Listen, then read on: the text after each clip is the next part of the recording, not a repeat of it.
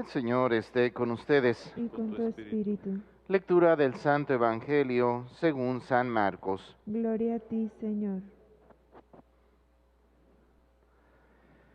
En aquel tiempo, cuando los discípulos iban con Jesús en la barca, se dieron cuenta de que se les había olvidado llevar pan.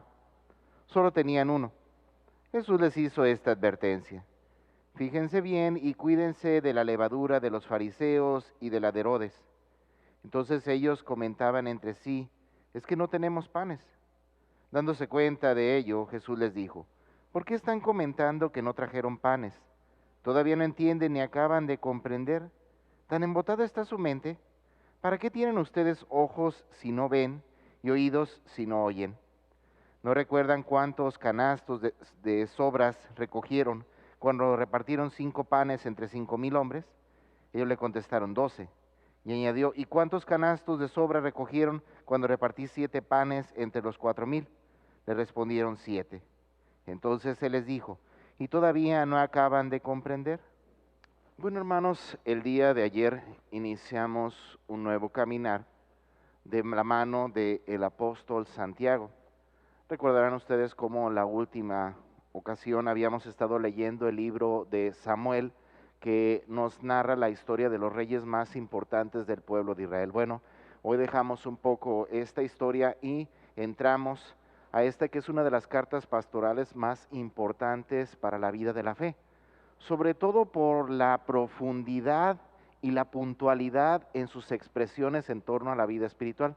No podemos negar que a veces hablar de estas realidades espirituales, pues fácilmente nos hace entrar a un mundo tan complicado y tan confuso que muchos de nosotros a veces mejor procuramos, pues ciertamente irnos con tiento ante estas realidades.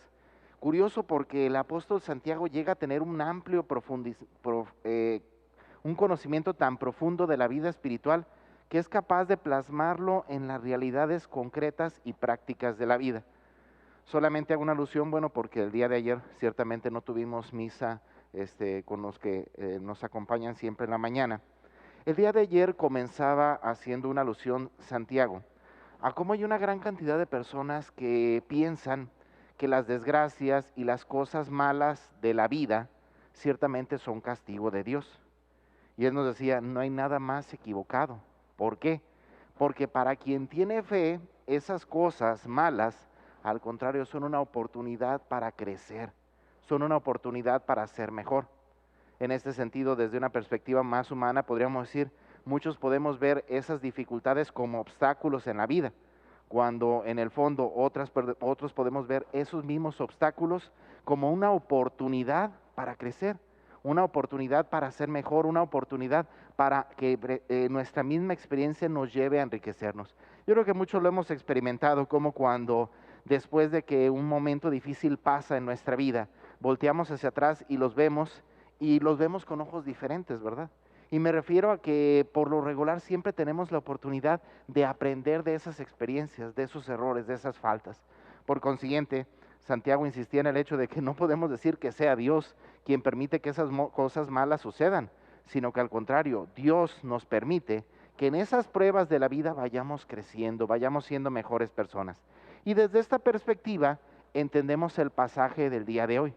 Ahora puntualmente habla sobre la realidad de las tentaciones, ¿sí?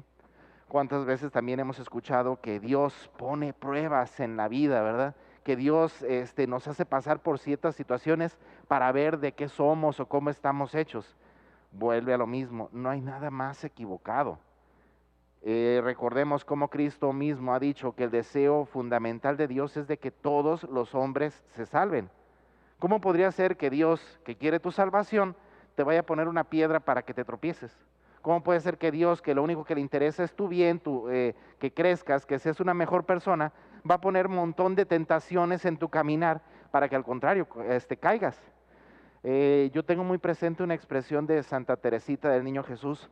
Recordarán cómo ella, aunque era una monja de claustro, siempre fue considerada, o bueno, fue considerada por la iglesia como la madre de las misiones, pues. ¿Cómo entender esto? Y muchos se cuestionaban que ella sea encargada o nombrada como misionera cuando toda su vida ha estado encerrada, ¿verdad? Cuando toda su vida ha estado prácticamente en claustro. Pareciera ser que no hay, que hay una completa contradicción. Lo más curioso es que ella misma lo decía, que ella se consideraba la peor de las pecadoras.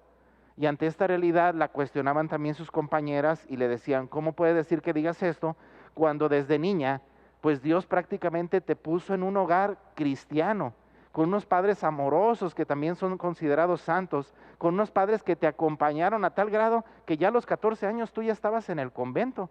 O sea, diciéndole, fíjate cómo la mano de Dios estuvo contigo prácticamente desde chiquita. Dice, por eso, dice, porque imagínense, si desde chiquita Dios tuvo que poner todas esas cosas para que yo entrara al convento y me hiciera una persona de bien, imagínense si Dios no la hubiera puesto, ¿verdad? De tal manera que ella decía, hasta aún esas cosas bellas y pequeñas que han pasado en mi vida son gracias a Dios. ¿Por qué? Porque Dios sabe de lo que estoy hecho y Él sabe que si el ambiente en el que hubiera crecido hubiera sido otro, hubiera sido la peor de las pecadoras. Desde esta perspectiva también entonces podemos entender el por qué Dios no nos pone las tentaciones. ¿Por qué? Porque si Dios pudiera las tentaciones, cualquiera de nosotros podíamos caer, ¿verdad? Cualquiera de nosotros podríamos fácilmente tropezar ante estas situaciones, ante estas realidades. Entonces, hermanos, entendamos, nosotros en el Padre Nuestro le pedimos a Dios que nos libre de las tentaciones, ¿verdad? No quiere decir que Dios ponga las tentaciones, sino que al contrario, Dios nos da la gracia y la fortaleza para cuando éstas aparezcan poder hacer frente. Recordemos y seamos puntuales, las tentaciones no son obra de Dios, son obras del demonio, ¿verdad? Y como dice el dicho, más sabe el diablo por viejo que por diablo.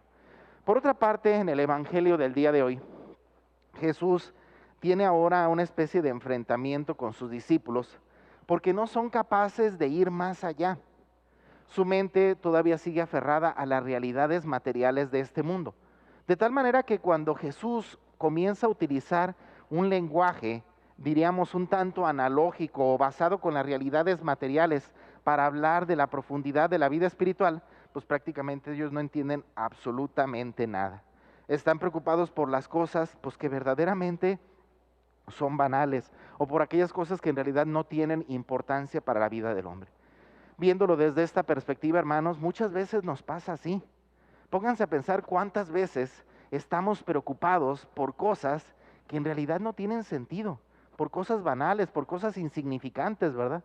A veces estamos preocupados por si va a llegar tal producto, no va a llegar a la tienda, ¿verdad? Por si voy a alcanzar a tener esto, no voy a alcanzar a tener aquello, por si me van a cumplir esto, me van a cumplir aquello, cuando hay cosas muchísimo más importantes en la vida del ser humano, ¿verdad?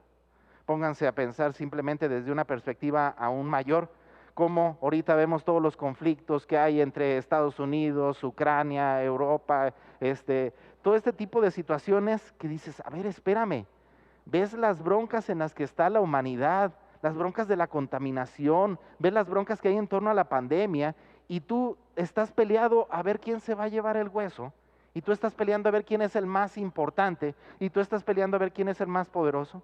Vean, hermanos, con qué facilidad nos perdemos en cosas banales e insignificantes cuando nuestra mente, cuando nuestro corazón debería de estar en las cosas verdaderamente importantes.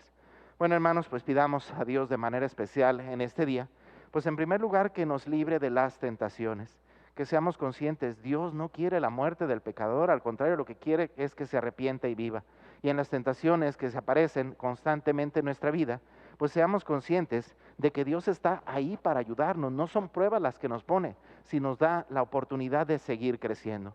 Pero también pidamos a Dios que nos ayude a centrar nuestro corazón y nuestra mente en las cosas verdaderamente importantes, en las cosas del cielo. Hay muchas cosas banales en este mundo que nos preocupan. Bueno, recordemos aquella expresión de Jesús que le decía a Marta, Marta, Marta, muchas cosas te preocupan y te inquietan cuando una sola es importante. Bueno, pues pidamos a Dios que nos ayude a centrarnos en lo que es verdaderamente importante.